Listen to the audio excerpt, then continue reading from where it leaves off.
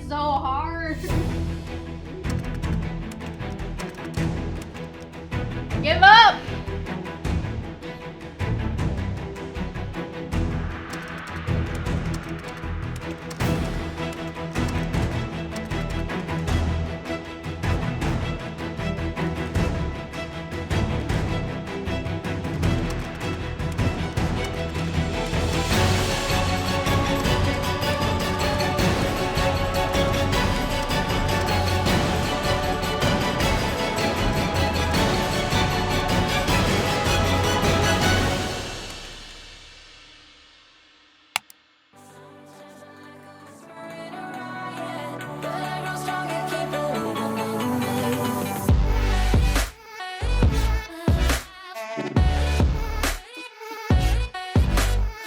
Hey guys, what's up? Welcome back. Today's video is all about writing better conflict, which is one of my favorite things to do. And now on to the tips.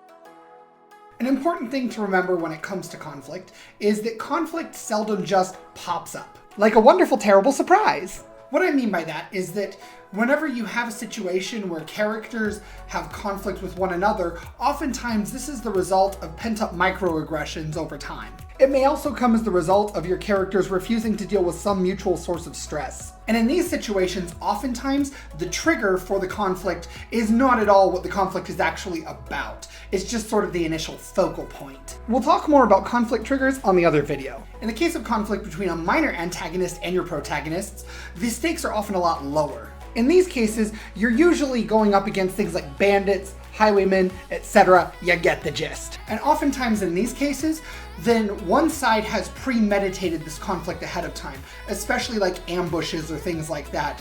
Once again, I'm thinking in terms of bandits who steal your money. In the case of an ambush, whoever is being ambushed seldom has a plan for if that were to happen. And so as a result, the people being ambushed are largely just reacting, and that will reveal a lot about their character and their morality.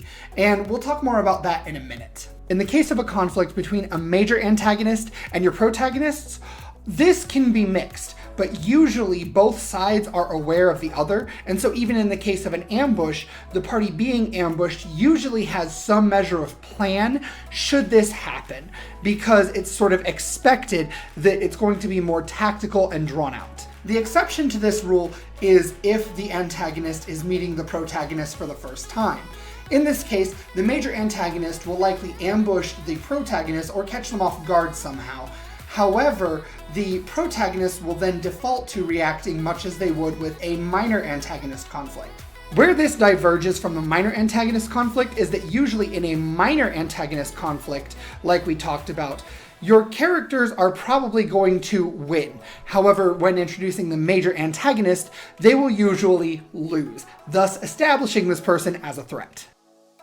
Take into account lingering tension between characters. Just because a conflict has been resolved doesn't mean the characters are gonna just forget about it. There's gonna be lingering tension and resentment boiling under the surface of their relationship, just waiting to be dragged back up at a second's notice. Eventually this will fade, but it's not going to happen quickly.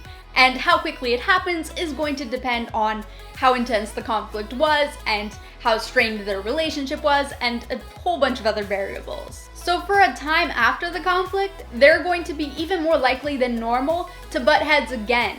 And if you ever want to add this lingering tension to an upcoming scene to add a nice edge to it, just interrupt characters in the middle of a conflict such that these feelings fester in them and they have no resolution until they face each other again in this scene that you want to have a high conflict level in.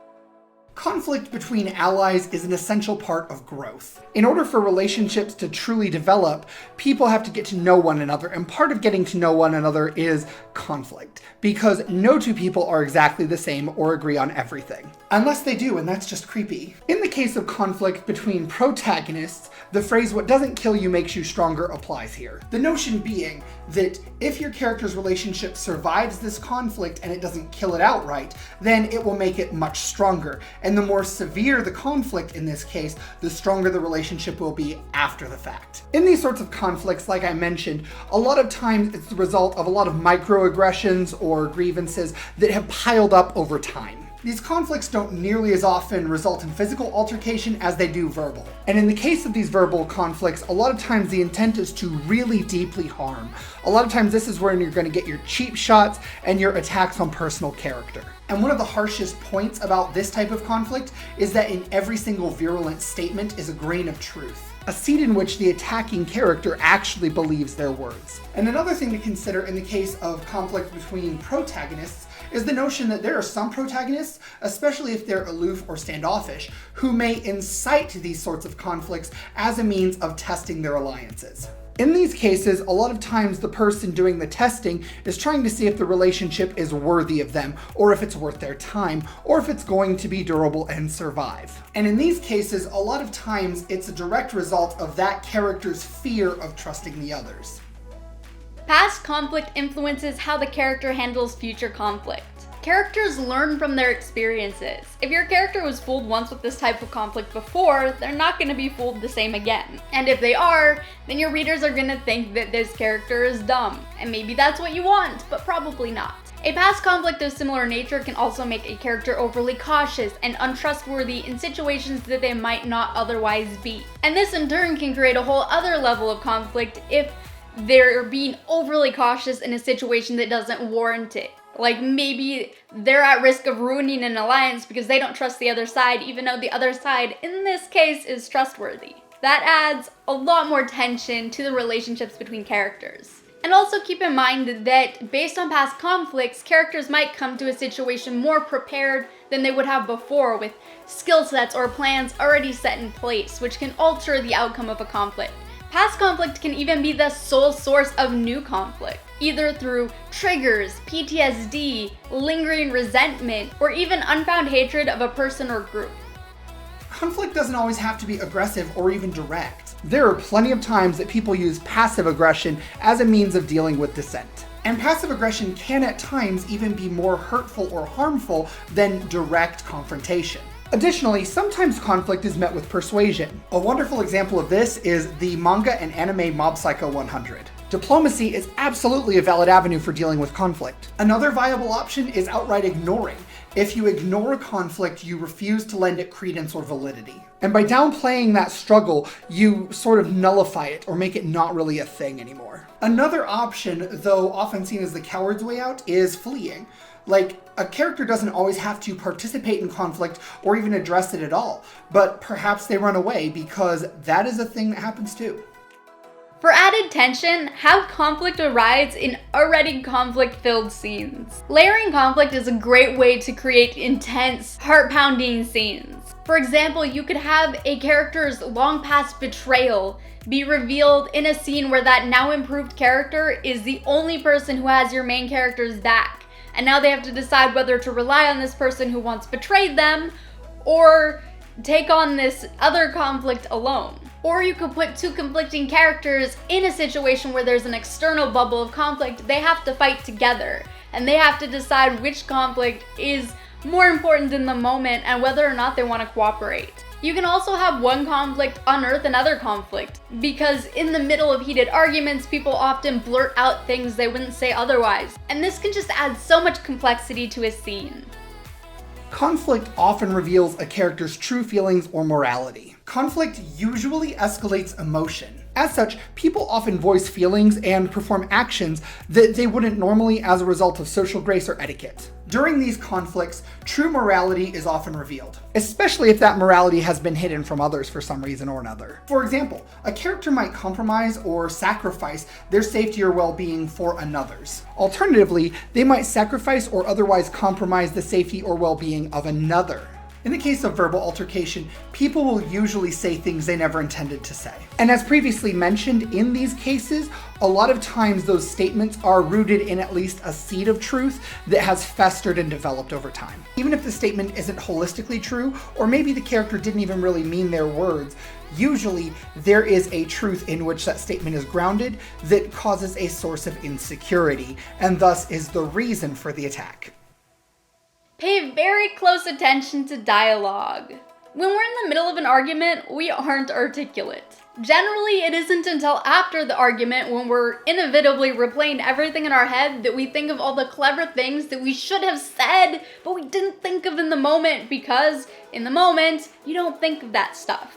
So remember this when you're writing the dialogue between characters in conflict. Also, during conflict, a character's mannerisms and sentence structure are likely to change. Some characters, when they're worked up, may speak in more clipped sentences than normal, or run-on sentences, or they might drop sentences right in the middle. Remember that in dialogue, you don't always have to have perfect structure and grammar. You can play with it a little bit to show true dialogue. And if you're writing new adult or adult, adding swear words is a great way to add more tension to the scene by showing how deeply this conflict is affecting your character. If you have a character who rarely swears, but in this argument they hit a point where they break and they blurt out a curse word, your reader is gonna know that just got real. If you want to know more about using curse words in writing, I covered that in a video. Check it out. Card up here, link in the description. Bear in mind that conflict should be in line with a character's personality and moral code. A character is not likely to ally with a side on a conflict that directly opposes their core beliefs. Unless, of course, there's some sort of external force influencing it, as in the case of geography or possibly pressure resulting from some sort of hostage situation or any number of other things. As I keep mentioning, but it's kind of that recurring theme, characters are extremely likely to voice their truest animosities, discontent, and grievances in these specific situations. Usually, conflict triggers the fight, flight, freeze response. This is a natural response to any source of stress. This forces the shedding of all social graces and dignities. Characters usually drop facades and acts whenever met with real or perceived danger or dissent. And this includes moments of very intense stress. Take advantage of your surroundings. Heighten tension by having your character throw something or kick a chair. Show a character's breaking point by having them throw a soggy sponge at the wall, drop the plate that they were washing into the sink where it cracks, and then they storm out and slam a door. You can also add tension and unease by having characters pace throughout a room, or if a character is trying to escape a conversation, they could even just move throughout the rooms where the other character's following them and they keep just finding things to do in a different room because they're trying to get away. If you keep your characters moving, you'll keep your readers unsure and uneasy. And that was it for this video. Thank you so much for watching. This was a collab with Steven Partridge, so make sure to check out his channel and check out the other half of this video, which is on his channel, because you want the rest of these tips because they're great. Make sure to subscribe and hit that bell if you haven't already. Give this a like and a share. If you're into new adult dystopian post-apocalyptic books, make sure to check out ALETHEIA. If you aren't, make sure to check out our Patreon, patreon.com/Cloud Kitten Chronicles. Thank you guys so much for watching, and as always, I will see you in the next video.